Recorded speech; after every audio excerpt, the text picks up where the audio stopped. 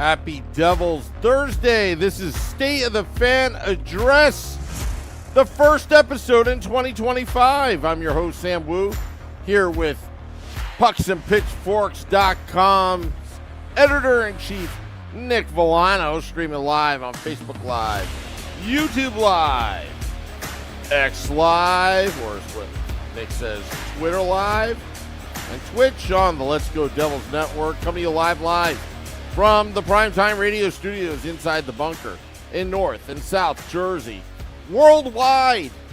Yes, worldwide. Nick, it's been a while. It's been the holidays. It's been scheduling conflicts. We finally got this podcast back up. How are you, my friend? I feel like we haven't talked in ages. Ages. It's been a little while. And listen, we had an equipment issue, we had scheduling issues, we had travel issues. Like, honestly, it took the effort of terrible. I feel like we've had the karma of one of Taylor Swift's ex-boyfriends. I wouldn't go that far. But go ahead. Listen, I think John Mayer had to join the Grateful Dead just to avoid the storm that was coming his way. But well, you just got to shake it off. Shake it off. But no, listen. I hope everybody out there had a really great holiday. I hope everybody got everything they wanted for Christmas. And Hanukkah just ended, right? Hanukkah yes. Yesterday. Yep. So. I hope everybody got what they wanted for all the holidays, Kwanzaa, Boxing Day. Everybody, hope you enjoyed your holiday. I hope it was restful. I saw lots of family. I saw some terrible Devils hockey, though. So here's where I'm at, Sam. I want to preface this.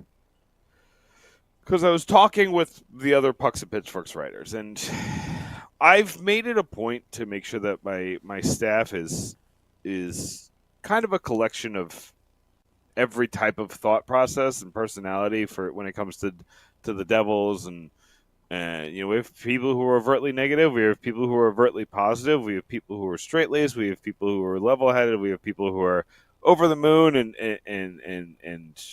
make bold predictions and wild statements. But I just from this fan base has been living in the margins over the past, I want to say the past year. And I get it. I'll say this. I get it. I do. You just you go into so many years with hope just to get kicked in the where.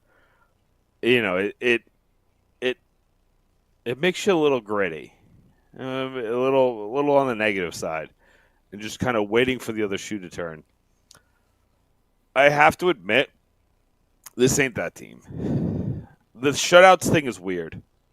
Well, that's all it is. It's just weird because they played well for the first two periods last night, and then just got hemmed in the third period. And we'll get into the refs thing. The name of the podcast today is New Year's Same Refs. That was a goal by Timo Meier, and a beautiful one, too. Like, taking that out of the game, that would have been on every highlight reel, everywhere. A backhanded spinorama goal. You're taking that off the board because here's where, we'll get into that in a sec. I love the effort from the Ducks game. You couldn't allow that third goal. When you scored the two, you couldn't lose that game to the Ducks after you tied it. It's one thing if Dostal just stole the game straight up and only allowed the one goal, but once you scored that second goal, you really needed to get it to overtime, and then anything could happen. Allowing the third goal was just. And I didn't really see. I'm trying to remember, but I don't remember a chance after that third goal where the Devils really looked like they were going to score, or it was close. It kind of looked like they were like, they put all their effort in those two goals and then kind of lost the momentum. Yesterday, scored the tying goal. It gets overturned, and it just really tell me if I'm wrong, Sam. It just seemed like the air came out of the room. And I get it. Like, you're The second half back-to-back. It's less than 24 hours later. I'm not saying the schedule makers are nice to you, but like when you lose that Ducks game, and this is what I said after, I think it was the Sharks game, where they won the 2 Panthers game right after. I'm trying to remember if that's exactly how it happened, but there was one really bad loss where I was like, you need to win 4 of the next 6, and they swept the Panthers in those 2 games, and that really made up for the loss. You really needed to win that Kings game because you had to make up for losing the Ducks game. Now you're in a situation where, they got. I know they have the Sharks on Saturday. Who do they have tomorrow night? Tomorrow night they have. They're not playing tomorrow night. Is the Sharks the next game? The Sharks is on Saturday. And then the Kraken is on Monday, and then the Rangers on next Thursday. Okay. So, I mean, when you look at the schedule, Sam, can you come out of this with less than 6 points? Like you lost, you left 2 on the table. Here's where I think I'm thinking you're overthinking everything, Nick. Well, what do you want out of this season? I guess is the question. Do you want to be a playoff contender because you're that? Like, you're there. You kind of just have to coast for the rest of the season, and you're fine. Like, this team is built fine to be a playoff contender, and they will be. Whether you lose in the first round or the second round. As currently constructed, I can't see them getting past the Eastern Conference Finals. Like, I think you can get there, but I don't think you could beat the best of the Atlantic Division with this team is currently constructed. But what you can do is you can make it there. You can make it, and when it comes to the Metro, a lot is possible. I see the Capitals kind of coming down to earth a little bit. But I think Spencer Carberry might be the best young coach in the league. I love Spencer Carberry. I think he was a great hire. And then you have Carolina, who that if you go Carolina in the first round, it all depends on what they do at the deadline. If they go and get a goalie, then the Devils is currently constructed. I don't like their chances against Carolina in the first round. If they don't get a goalie, like say they do another thing like go and get Gensel or something like that, I don't think that helps them against the Devils team. I have seen some people say that there is still there's tape on how to beat this Devils team, and it's to play like a version of the neutral zone trap. I think it's kind of like an easy out because the Devils got 20 shots in the first 2 periods. It's not like they were held up. They were winning, like at one point they were up 20-12 in shots against the Kings. So it's not like they're being suppressed. So I what I'm trying to say is like we don't have to live in the margins. Last night stunk. Bad game. I just don't think they played well. And they were average against the Ducks, which is not what you want. Right, it kind of tells me you were playing down to a team, and then yesterday they were tired because they tried to make a furious comeback on Tuesday, and then on Wednesday with less than 24 hours, you had the one goal, and then you kind of like let it deflate you when you lost it, and like you heard the frustration in the post game. But what are your thoughts about the Devils play right now, Sam? Are you like concerned as far as like evaluating them as contenders? I think you're overthinking it, Nick. They are contenders. The only thing I'm worried about, which we have no control over, are the refs. All right, let's talk about that. It's hard. It's horrendous. What's even more horrendous? And it's not just hockey, but like video replay. I feel like I'm an idiot because I'm not seeing it, whether it's in hockey or college football. Like, I'm just not seeing anything that what the officials are calling it. And the explanation from the NHL PR of why that was not a goal, that's the problem. They didn't explain the why. They just said, "Oh, it's because of this," but why? They just said the rule. Yeah, they just basically. Yeah, It's like a lawyer wrote that. I mean, a lawyer probably did, but what I was looking at is I was with last night's.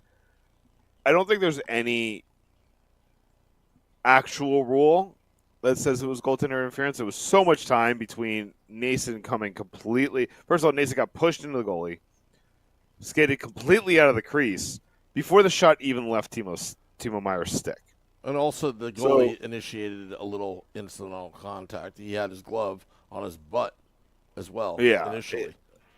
There are a million excuses for why Nason should not be at fault there. The only thing I could see them calling was that I believe Kemper's stick got caught up in Nason's skates. And then he tried to pull it once, and he couldn't get it. And he tried to pull it a second time and got it caught again.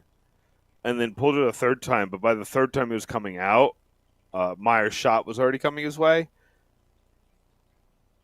Nason wasn't holding his stick. Like, the guy just kind of put his stick in a bad place and focused on his stick, and that's kind of why the goal went in, because he was kind of focusing on the wrong thing. But, like, again, that's not what they said. Or you could have very easily said that, like, they impeded his stick. That's not what they said. They said they impeded his crease, which was nowhere near the crease anymore. By the time the shot came off of Meier's stick, he was nowhere near the crease. So he's not impeding the crease, like, at all. It was...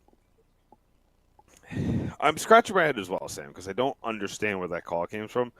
And, Sam, it's been 3 weeks of this, of insane calls. You know, we don't talk about the intent to whistle as much because the Devils won that game pretty easily. But the intent to whistle, when the actual whistle came 3 seconds after the goal was already across the line, saying that you had an intent to whistle 3 seconds prior, that's not the thought process behind the rule. Is that this is a game of microseconds, right? Like, microseconds could determine the difference between a goal and not a goal in a game, and not a win and a loss. And that's why the rule, the intent to whistle rule, is written the way it is. It's like giving refs time to fumble with the whistle, or, you know, like trying to find it, or, you know, whatever like that. That's not what's happening here. What's happening here is they're looking at the overhead. They're like, when do I think I lost sight of it? I think I lost sight of it here. Or maybe not even that. Maybe Toronto's like, if I was the ref, I would have lost sight of it here. He doesn't have control of it. He doesn't have, you know, it's not under him or you know, with possession. But they called it no goal. And then there was the Timo Meier major. The Timo Meier major was just, it makes me worried for the game. Well, yeah. Like, what are you seeing that you're kicking out a star player, and you decided the game? Like, no matter what happened after that, I don't care what the final score was. That play in the third period of a tie game, you chose a winner. Toronto chose the Carolina Hurricanes to pick that game. And I'm not trying to say something like that there's something bigger going on, or like there's... Oh, I think there is. I'll say it. I think there is. I mean, it's a lot at once, right? This is like a bad month of it's been going on for years, Nick. I've been throwing my conspiracy theories for the last 5 years on these officials. I've said this many times, that in the sports betting age, I think we have an obligation to question this, since the leagues are taking money from all these sports gambling, sites in terms of advertisement. I also think that, I saw two things in the past week that are still mind-boggling. Okay. Two different sports. You have Timo Meyer that laid a clean check, and I feel that Natchez, his knee went into Timo's knee, and he not only dove, he embellished, which are two rules in the book. He didn't miss any time. He faked it. He's a faker in my eyes, and the refs decided to side with Natchez. Even taking that out of it, because again, the evidence is there to say that that's possible. Meyer didn't move; he went in a straight line, and Natchez is the one who adjusted his body milliseconds before contact, which is what caused the knees to hit. And he just happened to have his knee off the ground to alleviate the pressure that would have been out on it to avoid the injury. If you look at the replay closer and zoom in, the two knees never hit. Right, he hits like behind his knee. Behind his knee, yep. Yeah. So, and then the other thing I saw yesterday, again, college football. Again, this is another situation where the refs decided the game, is when there was a not a late hit, it was a helmet-to-helmet hit. So obvious between Texas and Arizona State. The Arizona State receiver was lying on the ground, obviously, hurt from that play. And they went to the video replay, and they said, no, it was not a personal foul. And it's just, it's like, what are you looking at?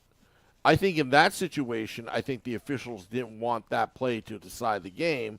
And then you got the opposite in the NHL, where they didn't care if it decided the game or not. They were more concerned. They gave the sympathy to Natchez, who looked like he was either dying or his career was over. But really, he embellished it so bad. Like, I actually felt bad at first, thinking that he was seriously injured. And I was like, you're taking one of the better players of the game. Yeah. And then after I saw him come back, I'm like, screw him. I hope, the boy that cried wolf, he'll get it in the end. But, anyway. That's the thing about that is what do you play? 3.5 minutes of that power play in 4-4? Pretty much. I think it was. I think it was 3.5 minutes of the next 5. Yeah, it couldn't have been that hurt. And again, if you want to call it a stinger, or if you want to call it just like a shake it off situation, like, Sam, I'm all for that. I don't care that he was laying on the ice. I can't, the NHL can't react to that. That can't be why you give penalties. That's why they gave the Devils a major in 2012, because Rob Scuderi didn't get up. Well, yeah. Well, first off, the worst part of it all is they had video replay to confirm it. But I'm watching the same video, just like you, Nick, and I can't confirm anything. I'm with everybody who's saying if you want to give them 2, okay. Like, the optics, they're we just have to live in reality, and the optics are going to call for a penalty sometimes, even if it's not a penalty. But then there was the who was it? Who was the player that came off the bench to start a fight with Holla? Oh, I forgot. Yeah, Brady Skjei is stuck in my head, but he left this offseason, so I can't remember. It was one of the defensemen. Orlov? It was Maybe. Orlov. Orlov came off the bench to start a fight, which is a penalty. Which they gave him the roughing penalty for the fight, but he was supposed to get a different penalty. That's against the rules. You can't come off the bench to start a fight. That's what he did. Excuse me. Well, they didn't call it. of course not. You know why, Nick? Here's the reality. I truly believe that in the NHL, games are rigged. I'm telling you right now. Not popular, but I'll say it. They are rigged. Because there is no explanation for any of this. Even the double checking of these calls, like the video replays, it goes to Toronto. Why would they rig the Devils to win 3 Stanley Cups, though? I'm not talking about the 3 Stanley Cups. I'm talking about today's NHL. Although I do think 95 was rigged, but, I'll just keep my mouth shut about it. I'm trying to think of, Don't you think the NFL rigged freaking Pat Mahomes and Taylor Swift and Travis Kelce? I mean, geez. That was rigged. No, I mean, I watched every one of those games. They were pretty, listen, I think star players get star calls. Like, Michael Jordan never got fouled. No, they never called fouls on Michael Jordan. He's one of the least fouled players of all time, and he's one of the hardest players. He'd go at people very hard. So, I do think there's a star player aspect to this that we just don't like to talk about, and that shouldn't exist, but it does. LeBron James gets the calls, Steph Curry gets the calls, Sidney Crosby all get the calls. I'm trying to think of McKinnon and McDavid. They get the calls. The stars get the calls. I think the problem is that it's. I also think there's this stigma, right? Like Toronto has famously never gotten calls. Right? Their star players don't get calls. It's strange. And the Devils are kind of in the same position where I've seen people murder Jack Hughes and it not get called. I've seen people, body slam Jesper Bratt and it not get called. And, you hear every excuse under the sun from, well, they're smaller, so it looks worse, to, the way they skate puts them in danger. Explain that 12-1-0 record from Scouting the Refs that was posted on. So I understand where you're coming from, but they had a 7-3 record with the Devils. You know what I mean? The one thing about it is it's not a good look that one of the dudes from North Carolina, if that's if that's the case, I think people were saying that. I don't know. I don't love that optics. I think they need to start auditing bank accounts. I mean that's I know I'm going to extreme right now. Yeah, I mean, that if you're a referee in any sport, especially in the sports betting age, you got to give up. You got to give up your financials. The Tim Donaghy, thing. I don't think it's isolated. Yeah, that not killing the NBA was surprising. I thought that was going to do a lot more damage to the NBA. Well, the NBA has always been rigged. Everybody knows that. Sam, is there anything not rigged? What's not rigged? Women's hockey. We love our sirens. Yes. Prudential Center Zone. Well, I'm going to tell you right now that NCAA football, Notre Dame's the fix is in when they play Penn State. I can tell you that right now. Did they win today? Was that today? Yes, that was today. Who did Notre play? Dame, they beat Georgia. And I also think playoff is a mess, huh? Yeah, I mean, I'll tell you, I went out to Indianapolis with Mrs. Wu, see the Penn State Oregon, and after the first minute and a half, I knew it was rigged. And then at the end of the game, I found out that the other game that I thought was rigged was against Ohio State, Penn State, were the same referees that did the Oregon and Penn State. It's almost like I can almost smell it right now. Was it rigged for Penn State to win this last game? This last game against Boise State? Yeah. No, I think Boise State sucks. They should have So never. so it's not rigged when your team wins. No. Rigged. That particular game was not. That particular game was not. Why would they rig all the other playoff games, but not the Penn State Boise State game? Not all games are rigged. Boise State. I mean, look. Look, that Texas game. They basically handed it to them, but the kicker just couldn't make a field goal. Right. Couldn't make a field goal. I mean, Arizona State should have won that game. Yeah, I mean, that's definitely true. That's absolutely true. I think the playoff is a mess, but that's not why we're here. I understand speculation with the refs. I'm with you on. Here's what I would do if I was the NHL. I would make refereeing a lucrative job. I would make it to where you don't need the money. And then I would I think you got to attract them in some way.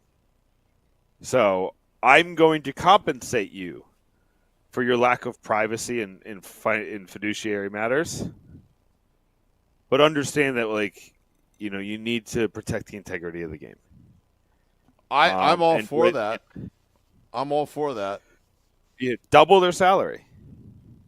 But there's an intense and an incredible scrutinous process. Because here's the thing, Sam. If you go to the refs have a union, right? Of course they do. Which is why nobody ever gets fired. By the way, they do not have a vision plan. The NHL refs. I looked it up. In the collective bargaining agreement with the NHL, I think OA, I think it's called, only has medical and dental, no vision plan.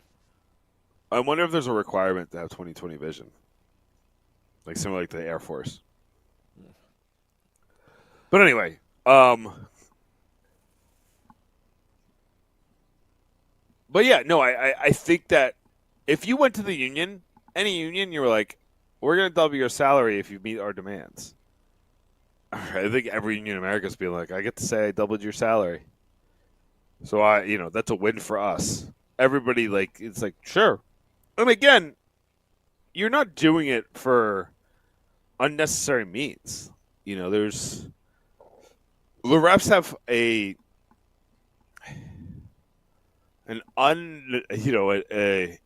wildly large impact on the game.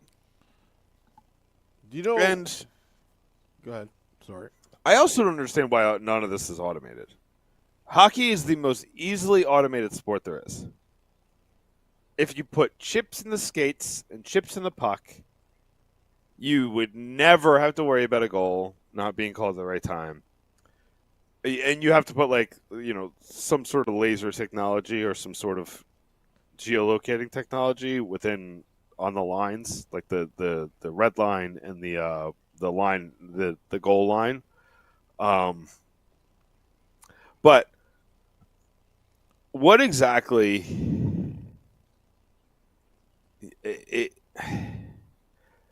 when I look at baseball, baseball should absolutely just have robot umps. Well, this stuff is, and then just use replay assist.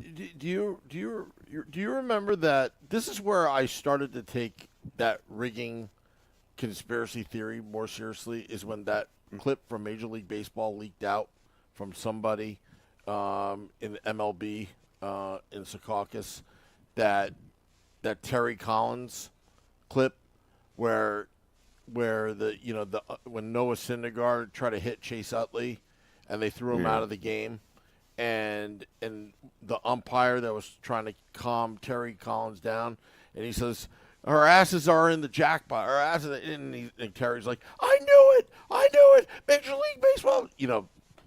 It's and when that's Major League Baseball was so pissed that mic'd up, video came out, because whoever leaked it probably wanted to expose the corruption that goes on, the thinking into these things. Because honestly, you know, just the whole our asses are in the jackpot. You know, when he said that, and then Terry Collins is like, I know it. Major League Baseball did. You know, that's when I started to really pay attention to all this stuff. I know it's a different issue, and you know, again, are things rigged for the Devils? I'm sure there is. You know, I mean, you got to protect one of your greatest assets in the league is Jack Hughes. You know, he is one of the faces of the league. You have to protect him, just like how the NHL protected Wayne Gretzky as much as they could, you know, back in the day. So, and that's acceptable. But in terms of, like, using referees like Justin Kia in that infamous chicken finger, you know, game, you know, against Toronto, Devils had a 13-game winning streak. Have you ever noticed that anytime the Devils power plays in the top three, they get no power plays? Mm-hmm. They can't even draw. I talked about that last year. That I think that a lot of it's happening again. Yeah, I think a lot like once you start getting hyper on your power play, referees stop calling power plays because I think they think it's an unfair advantage to get a power play, which is insane, but. Because the problem with that is the Devils are very good at drawing penalties. Like everybody up and down the lineup could, like Nathan Bastian could draw penalties. You know what I mean? They're very good at drawing penalties. But when you're good at drawing penalties, then referees start to be like, well, we called 4 already for you.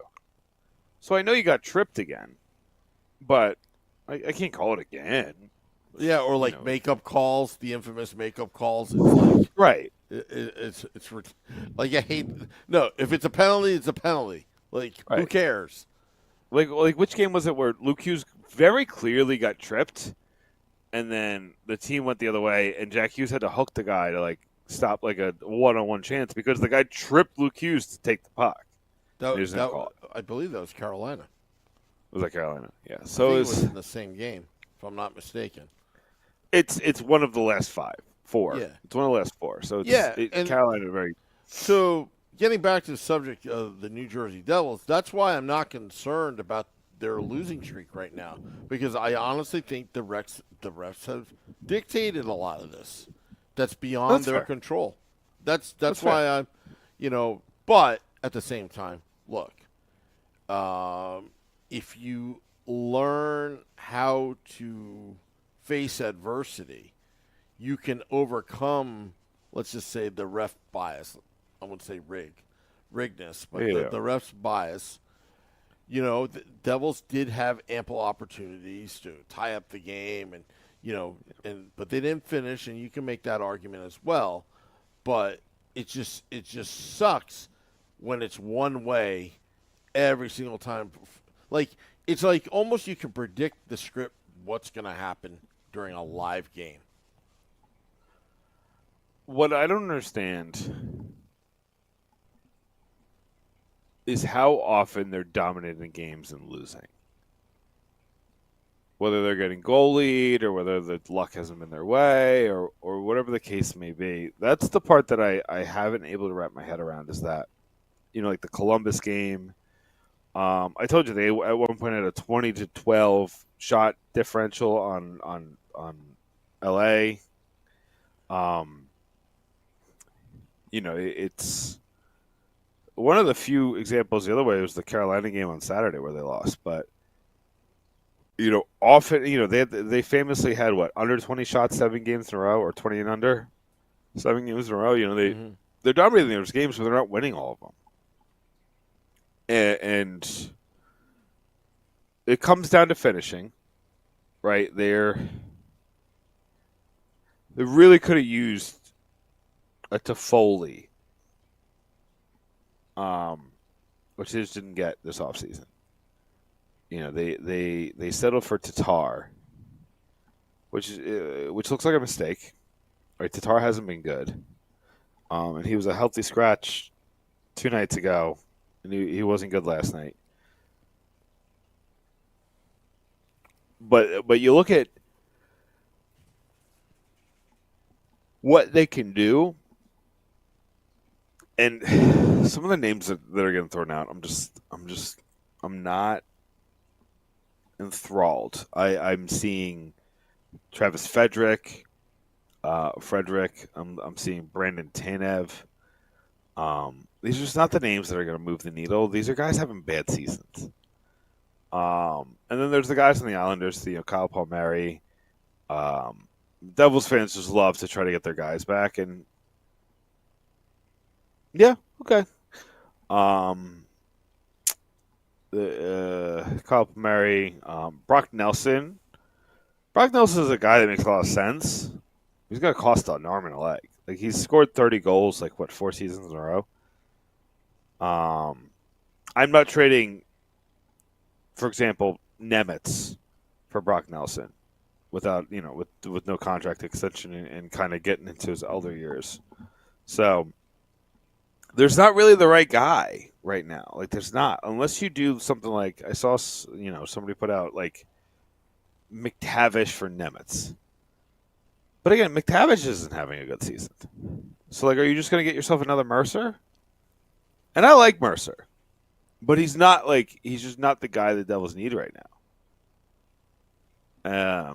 I don't want to trade Mercer. I think trading Mercer is a mistake. I think Dawson Mercer is going to have a Jesper Bratt-like trajectory where he has 4 seasons where he's decent. He's an NHL player, but he's little less than half a point per game, around a half point per game. And then he's going to explode to be a 60 or 70 point player. I don't think he's going to be Bratt, where he's a 100-point player or almost 90-plus point player. But I think he's going to be a 60 or 70-point player for most of his career. And you need those guys, Sam. So I don't want to trade Mercer. I'm into trading Nemitz. I hate what I've seen from Nemitz this season. And I think he had a good game last game where he had 2 goals and maybe an assist. But outside that, I've talked to Byron Bader, who's a friend of the show, friend of the podcast, and he doesn't like what he's seen from Nemitz this season. I've talked to a couple other prospect analysts who are very confused by what's going on with Nemitz, just where they're not worried per se, but confused. Why is his decision-making gone in the tank? So I'm open to trading Nemitz. Also, there's a math problem here where you're possibly going to re-sign Kovacevic. And then you have Hamilton on a multi-year contract. You have Kovacevic on a multi-year contract. You have Brett Pesce on a multi-year contract. And that's your right side. Then what do you do? You can't just keep Nemitz in the NHL forever. He was an NHL player last year. And then you have Seamus Casey on the right side as well. You call it a good problem, Sam, but sometimes it becomes a problem, just straight up a problem when you have too many players in the same position. Yeah, I never wanted Nemitz to begin with. I wanted Logan Cooley, and wouldn't it be nice right now if he was in the bottom 6, being a centerman right now? And I wanted Shane Wright, which again would have been nice to have in the bottom 6 right now. But right now, imagine if you had Shane Wright as your third line center, and then you could move Eric Hall out of the fourth line. I don't know too much about him right now. I mean, how's he doing with the Kraken? He's had spurts from what I've seen. He had a rough last year. I know that, but I think it's been better this year. I'm just gonna look it up real quick. He is at. He's got 16 points in 35 games. It's not bad. That's fine. Not what you want from a guy who you once thought was number 1 overall, but he's having a bigger impact on his team than Nemitz is having on his NHL team. So I wouldn't hate 16 points for my third line center right now. Do you know Eric Hall has got 17 games without a point? Wow. How is that possible? Well, he's done that before. Remember when he first came to New Jersey? Zaka was ripping it up, and Hollow, everybody gave up on him in the first half of Right. the season, and then he started to rip it up. But Selected Boy says Devils just need to crash the net more. That's what I say. I mean, that's the only criticism I have is stop playing the perimeter game at times. The Devils are most effective is when they cause chaos in front of the opposing goaltender. And what I mean by chaos is buzzing, not just standing there. Like, you got to be buzzing. I can't recall the LA game, but I feel like they were doing a pretty good job of that in the Carolina game. I recall in the Anaheim game there was a couple times where Dostal made 3 saves on right in front of the net. I don't have a terrible problem with because I think what they're doing is they're trying to score in different ways, just how you kind of have to do it in today's NHL.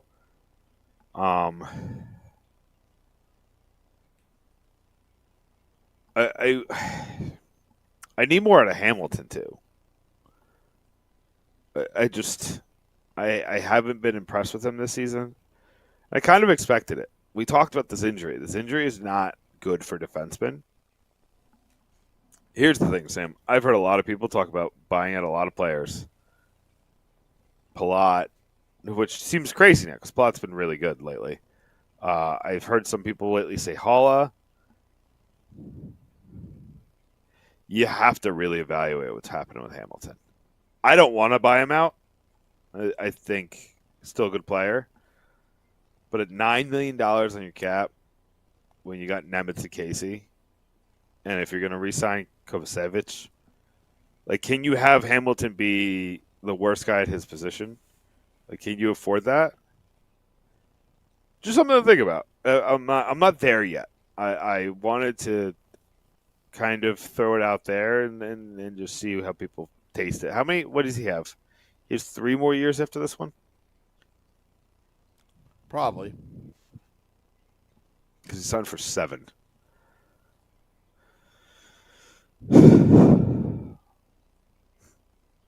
Again, it's just something to think about. That buyout would be expensive, I would imagine.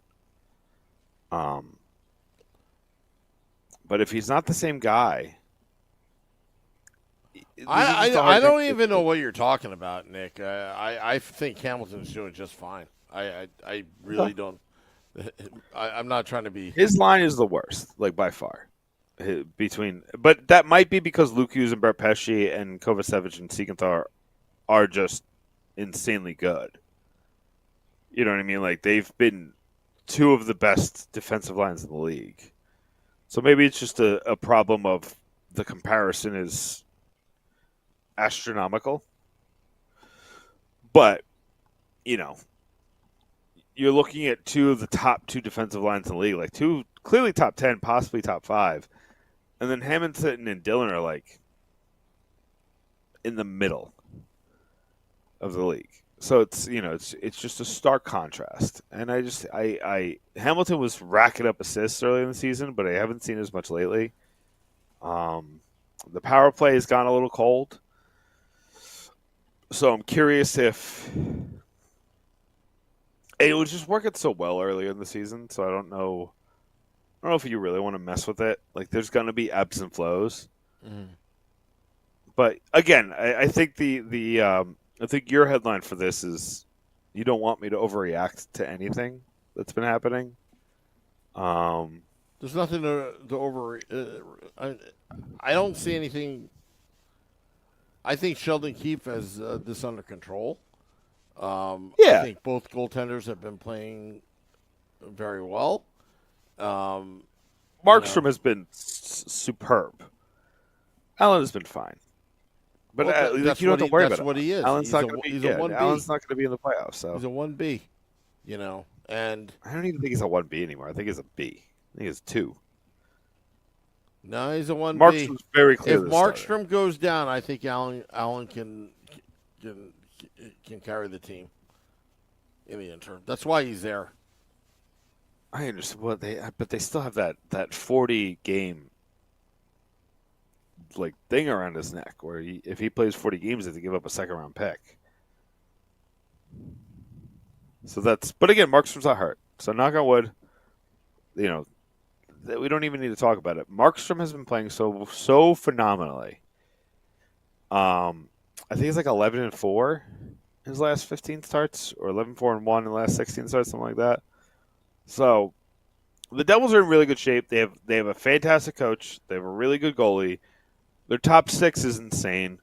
Their bottom six leaves stuff to be desired. But again, like I have made this argument that like most teams don't have a great bottom six.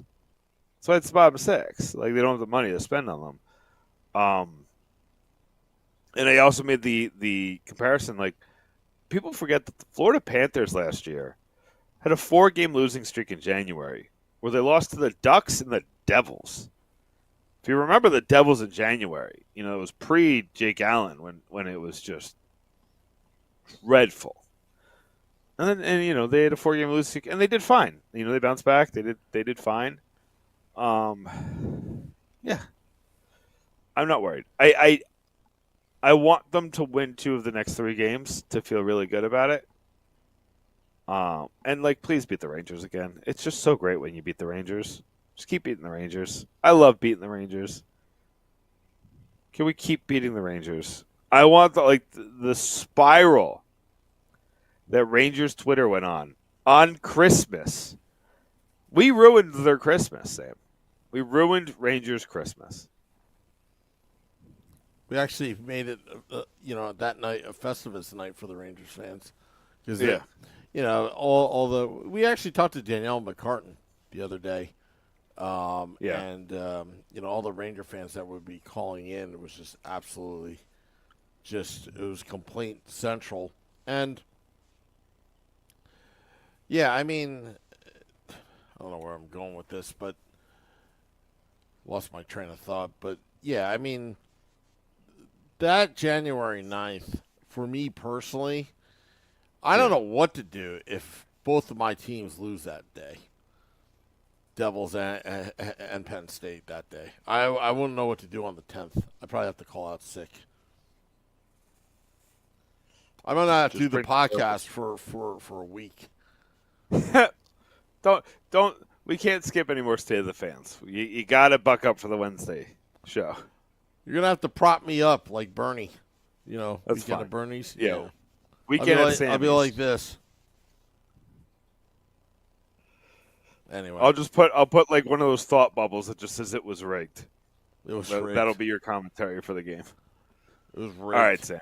I think we've gotten to the end here. Yep. I'm going to do a couple plugs. Some of you may notice there are more articles on pucksandpitchforks.com now. Whoa. That is the standard moving forward. You're going to be getting, I'm going to do my best to get you 2 articles per day. The consistency of that is not going to be great, but every day you don't get 2, one day you'll get 3, another day you might get 4. There will be multiple articles on pucksandpitchforks.com every day because, we've seen an appetite for articles and for other missives in the lexicon, and we want. You know what, Sam? Like when I spoke to the bosses at Fansided about this, mm-hmm. I was like, I don't want to just talk about stuff just to talk about stuff. Like I want it to be actual storylines and actual interesting pieces. And Sam, I wrote 50 articles last month, and I never was like, this is empty content. Empty subject matter.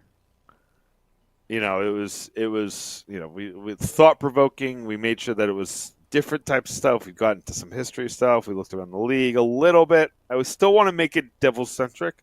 I don't want to talk about the other teams, but as far as the Devils scope, we there's a little bit of that, but there's a lot of stuff to talk about, and you're going to see a increased kind of I guess piece, And we talked about the refs. Luke Garrison had a article about the refs that went up last night. So that's up on Pucks Pitchforks tonight.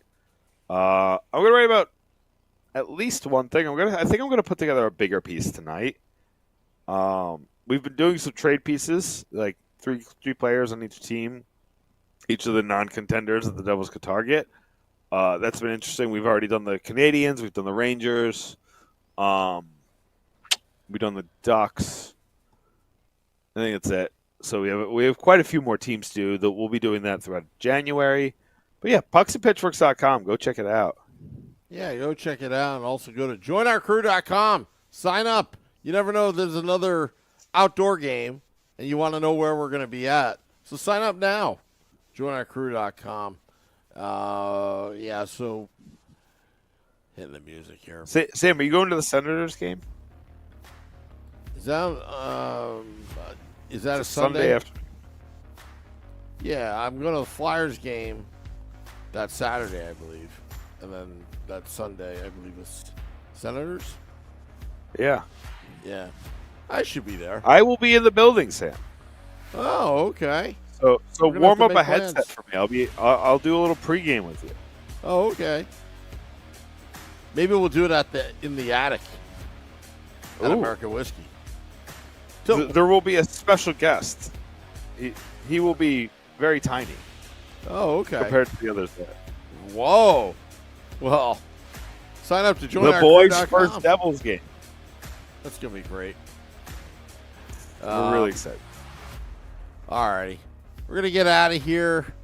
We'll be back next Wednesday, 8:30 p.m. Eastern. Till next time, let's go Devils.